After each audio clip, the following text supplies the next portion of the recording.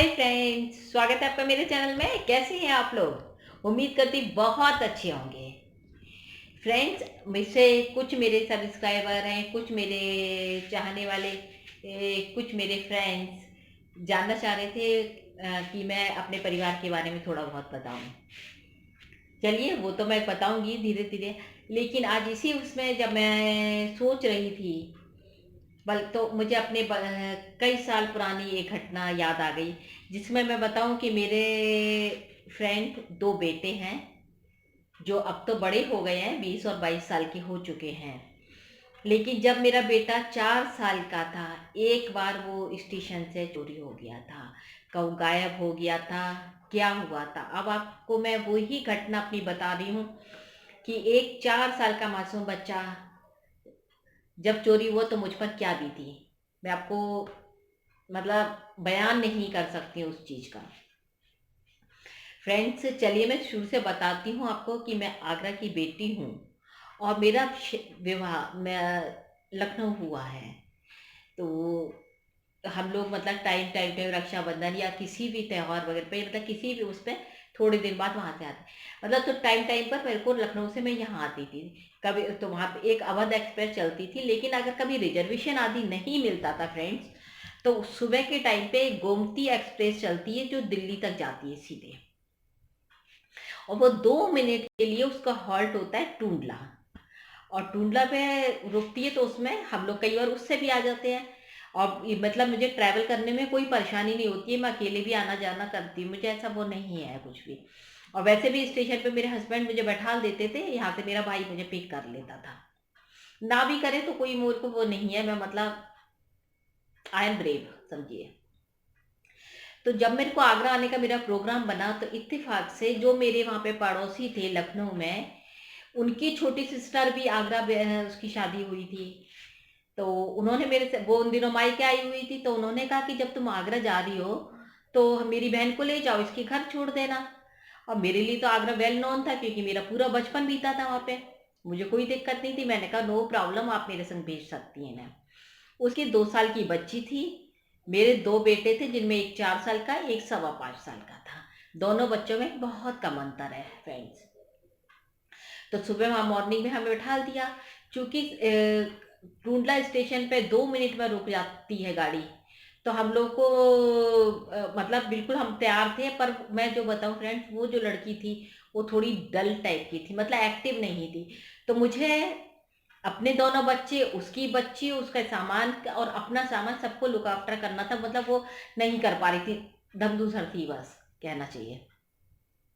अब जैसे ही टूंडला स्टेशन आया, हम लोग ने, मैंने अपने बच्चों को उतारा, सामान, उसकी बेटी वगैरह, मतलब मुझे लग रहा था अंदर से कि मैं बड़ी हूं तो मेरा फर्ज बनता है इन सबका देखने का। फिर हम लोग स्टेशन से बाहर आए, भाई हमारा स्टेशन पे मिल ही गया था, वो जाके और देखने लगा कि कौन सी बस आगरा जा रही है या कौन सी मतलब सवारी हमें मिलती है। और हम लोग काफी देर से, क्योंकि ट्रेन में हम लोग टॉयलेट नहीं गए थे, तो टॉयलेट बहुत तेज आ रही थी फ्रेंड्स। तो मैंने बाहर, जब हम निकले वहां पे लेडीज टॉयलेट था स्टेशन के जस्ट बाहर टूंडला में। तो मैंने उससे कहा पहले तुम हो आओ, क्योंकि मैं बड़ी थी मैंने कहा। और जब वो इस करने गई, तब मैंने उसकी बच्ची का हाथ पकड़ा, अपने दोनों बच्चों को अपने पास, मतलब पूरा एक जिम्मेदारी से जो एक होना चाहिए कर दिया। वो निकल कर आई, मैंने कहा मैं जा रही हूँ, कह के मैं चली गई। पर मुझे इतना नहीं था कि मैं इसको इससे कहकर जाना है कि तू मेरे बच्चों का ध्यान रखना। ये तो एक देखिए एक स्वाभाविक बात होती है कि अब मैं हूं तो वो बच्चे का हाथ पकड़ ले। मैं अपने 2 मिनट के अंदर जब वापिस आई, मैंने देखा वो अपनी बेटी का हाथ पकड़े हुए है और दूसरे हाथ से अपना बैग पकड़े है। मेरा बेटा मेरी अटैची का हाथ पकड़ के खड़ा हुआ है, और दूसरा छोटा वाला बेटा जो मेरा सिर्फ 4 साल का बेटा था, वो वहां पे दिखाई नहीं दिया मुझे। मेरी तो फ्रेंड्स जान ही सूख गई एकदम से। मैंने पूछा कि शुभू कहाँ है, तो बोलती है अभी तो यही था। मैं कि क्या? फ्रेंड्स मेरा तो भाई कहाँ ऐसे है, मेरे पे क्या बीती मेरे पे मानो। और मुझे उस पे तो उस पे बहुत तेज गुस्सा रही थी, लेकिन मैं उससे कुछ कह नहीं पाई। तो मेरा जो बेटा मात्र 5.25 साल का था, जिसकी इतनी सी गलती नहीं थी, इतनी सी भी, क्योंकि 5.25 साल का बच्चा कैसे ये कर सकता है कि भैया का हाथ पकड़ना है। मैंने घुमा के उसको एक चांटा मारा खूब कस के, और फिर मैंने कहा यहीं बैठ मैं देखती हूँ। तब तक मेरा भाई भी आ गया, बोला वहाँ पे तैयार है बस। तब जब उसे पता चला, अब वो भी घबरा गया एकदम। मैंने कहा तुम तीनों यहाँ से हिलोगे नहीं, और इसका हाथ पकड़े रहना बिल्कुल भी। वहां पे उन्हें एक जगह हमने बैठाला। अब मैं और मेरा भाई पूरे स्टेशन पे ढूंढ रहे। मुझे लगा ये कहीं ट्रेन की तरफ ही वापस न चला गया हो, पापा पापा डैडी डैडी करता हुआ। मैं स्टेशन, भाई अलग भाग रहा, और हर एक से हम पूछते जा रहे थे। मैं हर एक से कह रही, ये बहुत गोरा चिट्टा बच्चा, और बहुत गोल मटोल फुटबॉल जैसा, कंजी आंखें, लाल टी शर्ट पहने, नीली जीन्स पहने, कहीं देखा है क्या? तो हर कोई कह रहा हाँ हाँ हाँ, बड़ा प्यारा सा बच्चा था, डैडी डैडी करते वो जा रहा था। इतनी तेज गुस्सा आ रही थी कि ये हमारा समाज है, अगर एक बच्चा जा रहा है तो उसको हाथ पकड़ नहीं सकते थे कि जरूर किसी से छूट गया होगा?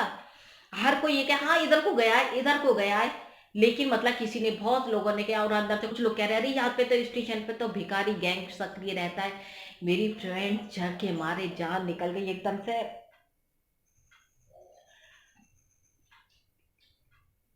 मैं मतलब मैं बता नहीं सकती उस समय मेरे पे क्या बीत रही थी।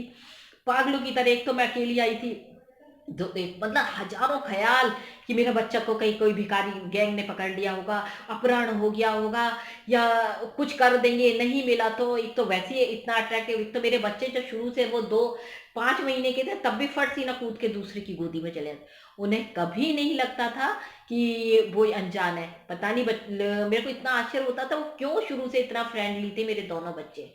ऊपर से देखने में इतने खूबसूरत कि आदमी दूर से सड़क से ही वो कर दे, राह चलती रहती। जब भी मैं उसको लेके कभी मार्केट जाती थी तो बिग बाजार वगैरह में सब लोग उसके आगे पिच्ची पिच्ची करते थे मेरे दोनों बेटे की, क्योंकि बिल्कुल स्नो वाइट थे और दोनों बेटों की आंखें कंची थी बिल्कुल ही। तो बहुत ही प्यारे, बहुत क्यूट टेडी बियर, कोई बोलता था, कोई कुछ बोलता था उन लोगों को करके। अब मैं, अब इसी क्रम में फ्रेंड्स में सबसे पूछती जा रही थी पागलों की तरह। मेरे भाई ने पुलिस में जाके रिपोर्ट भी लिखा दी, क्योंकि थाना टूंडा स्टेशन के पास ही था बिल्कुल करके, और हम पागलों की तरह घूम रहे थे। तो हम सबसे पूछ रहे थे बाहर हुए, उसी में करके कि किसी ने मेरे बेटे को देखा है, एक लाल टी शर्ट नीली जीन्स पहन के, बहुत गोल मटोल, बहुत गोरा चिट्टा बच्चा, 4 साल का, सिर्फ 4 साल का था मुश्किल से। पूछती जा रही उसी समय फिर वो पर सब लोग, कुछ लोग जो अच्छे थे, अच्छे इंसान थे, वो उसे देखने भी निकले होंगे। मुझे नहीं पता था, मेरे संग कोई और भी, हम दोनों लोगों की मदद करने। मैं सिर्फ भगवान को याद करी थी, हे मेरे विष्णु भगवान मेरे बच्चे को बचा लो, हे मेरे विष्णु भगवान बच्चे को बचा लो। इसके अलावा कुछ भी मेरे मुंह से नहीं निकल पा रहा था एकदम। अब फ्रेंड्स, तभी वो एक ऑटो वाला, ईश्वर, मैं क्या बताऊं वो कहाँ से फरिश्ता बन के आ गया वो लड़का, रेड टी शर्ट पहना। आज तक मैं उसका चेहरा नहीं भूली हूँ बिल्कुल भी।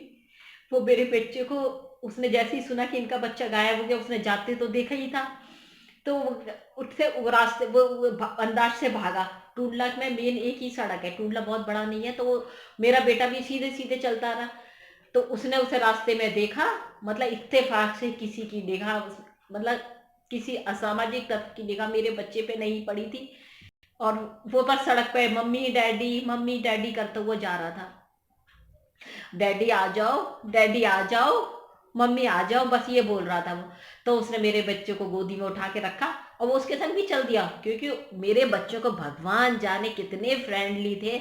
उन्हें कोई फर्क नहीं पड़ता था, उन्हें बिस्कुट देने की जरूरत नहीं होती थी, आराम से हर एक के संग चल देते थे। खूब रटाया जा रहा था, बेटा नहीं जाना नहीं जाना, लेकिन वो आराम से चल देते थे, पता नहीं क्यों। तब करके मैं इधर पागलों की तरह एक एक जगह इधर उधर घूमे जा रही थी भयंकर तरीके से। और सोचिए मई जून का महीना था, गर्मी 12 बज रहे थे। इधर उस समय मोबाइल भी नहीं होते थे, तो इधर घर वाले अलग टेंशन में थे कि अभी तक ये लोग क्यों नहीं आए हैं। मैं पागलों की तरह सड़क पे घूम रही थी, मेरा भाई अलग घूम रहा था, कहीं से बच्चा मिल जाए, बच्चा मिल जाए। इधर ये लोग भूखे प्यासे वहां स्टेशन पर बैठे हुए थे। तब वो एकदम से वो ऑटो वाला मेरे पास रुका, बोला आपका बेटा 2 किलोमीटर के लगभग आगे जा चुका था मेन सड़क पे। वही तो, मेरी जान में जान आई एकदम से फ्रेंड्स। मैं बता नहीं सकती उस समय मेरे ऊपर क्या बीती। मैंने उसको लाखों बार धन्यवाद दिया, आज तक मैं उसको दुआ देती हूँ, उसको ईश्वर हमेशा सुखी रखे। हम लोग फिर पुलिस थाने गए, हमने वहां पे जाके रिपोर्ट वापस ली और उनको बताया हमारा बच्चे है। वो दरोगा वगैरह ने भी बच्चे को प्यार किया, बोले बहन जी अब बहुत लकी हैं, क्योंकि इतना क्यूट बच्चा, अगर आपका 1 सेकंड लगता है ऐसे बच्चे को गायब करने में करके। वो तो भगवान, उसका ईश्वर, मैं तो बहुत हाथ जोड़ के उसका लाखों बार, या उस मेरे बच्चे को मेरे पास ले आया, वरना आज कहाँ, कह नहीं सकती, कल्पना भी कर रहे हो। और फिर मैंने और मेरे भाई ने उसको कुछ इनाम देना चाहा, लेकिन ऑटो वाले ने नहीं लिया। उसने कहा ये इंसानियत का फर्ज है। वो मेरे लिए इंसान नहीं, फरिश्ता था, भगवान का भेजा हुआ। ये घटना मैं आज तक नहीं भूल पाई हूँ। आज मेरा बेटा 20 साल का है, लेकिन जब भी मुझे इस घटना की याद आती है फ्रेंड्स,